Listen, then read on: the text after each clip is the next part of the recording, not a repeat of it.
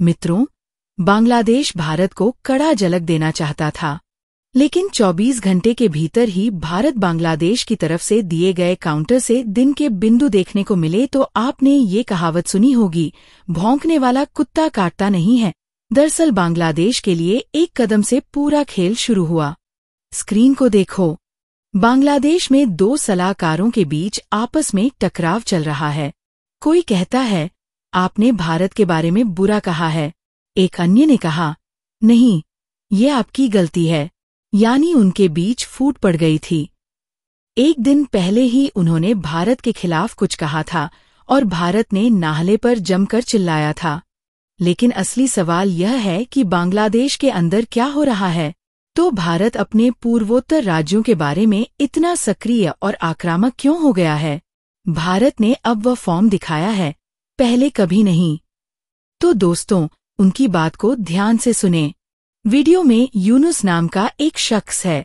उन्होंने भारत के पूर्वोत्तर के 7 राज्यों को लैंडलॉक बताया। उन्होंने कहा कि बांग्लादेश पूरे क्षेत्र के लिए समुद्र का एकमात्र संरक्षक है। यूनुस ने कहा, भारत के पूर्वी हिस्से में 7 राज्य हैं, जिन्हें 7 सिस्टर्स कहा जाता है। वे भूमि से घिरे क्षेत्र हैं। उनके पास समुद्र तक पहुंच नहीं है। हम इस पूरे क्षेत्र के लिए समुद्र के एकमात्र संरक्षक हैं। लेकिन इन शब्दों के पीछे का वास्तविक अर्थ क्या है? क्या यह सिर्फ एक शब्द है या किसी बड़ी साजिश का संकेत है? ऐसा लगता है कि वे एक आर्थिक गलियारे के बारे में बात कर रहे हैं, लेकिन उनके दिमाग में कुछ और ही वाष्पित हो रहा था। यह सिर्फ शब्द नहीं है, यह वास्तव में जमीन पर लागू किया जा रहा है। भारत एक लैंडलॉक देश नहीं है। हमारे पास मीलों का समुद्र तट है। तो बांग्लादेश ऐसा क्यों कह रहा है? क्या इसका मतलब ये है कि बांग्लादेश और चीन भारत के पूर्वोत्तर को एक नए भूराजनीतिक खेल में घसीटने की कोशिश कर रहे हैं? भारत इस बारे में क्या कर रहा है? वास्तव में यूनुस और उनके करीबी भारत के पूर्वोत्तर पर ध्यान केंद्रित कर रहे हैं, न केवल शब्दों में बल्कि कार्यों में भी। कल्पना कीजिए, शेख हसीना की सरकार चली गई है और नई सरकार आई है। उन्हें क्या करना चाहिए? उन्हें श्रीलंका की तरह अपनी अर्थव्यवस्था को ठीक करने की जरूरत है। लेकिन बांग्लादेश में क्या हो रहा है? नई सरकार के सत्ता में आते ही भारत के खिलाफ हर कदम उठाया जाता है। देश में गरीबी और नौकरियों की कमी, लेकिन वे जल्दबाजी में हथियार खरीद रहे हैं। तुर्की साइबर एयर डिफेंस सिस्टम, खतरनाक ड्रोन और मिसाइलें ला रहा है। वे किससे डरते हैं? म्यांमार से या भारत से? या फिर वे किसके लिए परेशानी पैदा करने की तैयारी कर रहे हैं? एक तरफ यह सैन्य तैयारी चल रही है, तो दूसरी तरफ एक और ड्रामा शुरू हो गया है। यूनुस के सलाहकार आसिफ महमूद ने फेसबुक पर एक लंबी लिस्ट पोस्ट की है। कैप्शन में उन्होंने कहा, भारत के साथ 10 बड़े सौदे रद्द कर दिए गए हैं और बाकी पर विचार किया जा रहा है। इस सूची में त्रिपुरा चट्टोग्राम रेल लिंक से लेकर फेनी नदी और अडानी विद्युतीकरण तक सब कुछ शामिल है। खबर आते ही असमंजस की स्थिति शुरू हो गई। लेकिन यह 24 घंटे भी नहीं थे। यूनुस के दूसरे सलाहकार तौहीद हुसैन प्रेस मीट में पहुंचे। ओह, ये सूची झूठ और झूठ है। हमने 10 अनुबंध रद्द नहीं किए।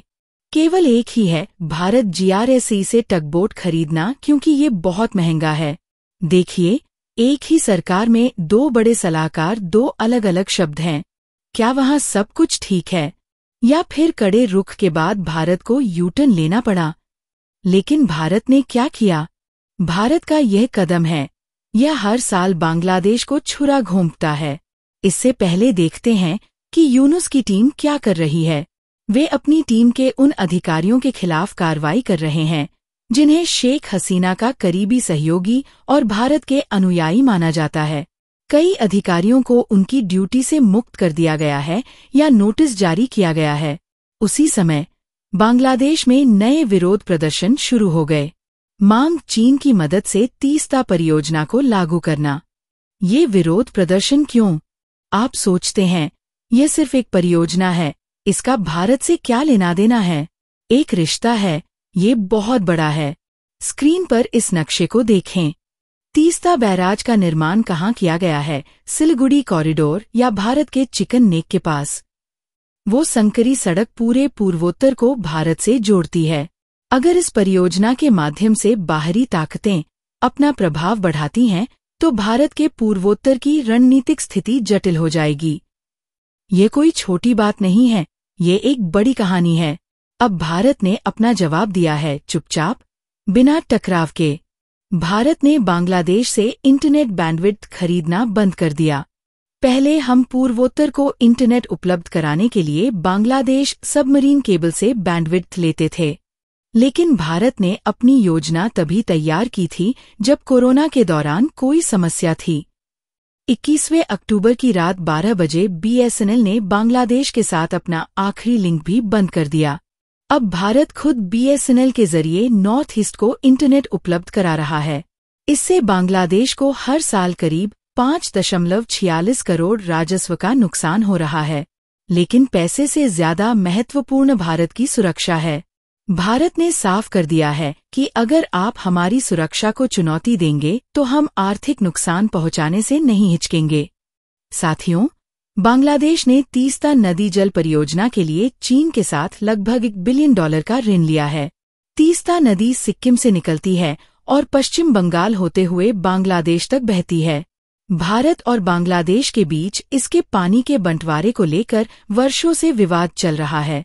जानकारों का कहना है कि यह barrage Siliguri corridor chicken neck के बहुत करीब है। अगर चीन तीस्ता प्रोजेक्ट और लालमनिर हॉट बेस दोनों में हिस्सा लेता है तो बांग्लादेश में उसकी मौजूदगी बढ़ेगी और भारत के नॉर्थ ईस्ट रीजन पर असर पड़ने की संभावना रहेगी।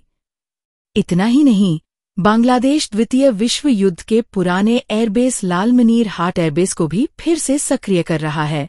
इस बेस की दूरी भारत में चिकन नेक से करीब 100 किलोमीटर है। भारत ने भी ताली नहीं बजाई। अब BSNL सीधे पूर्वोत्तर में इंटरनेट उपलब्ध करा रहा है।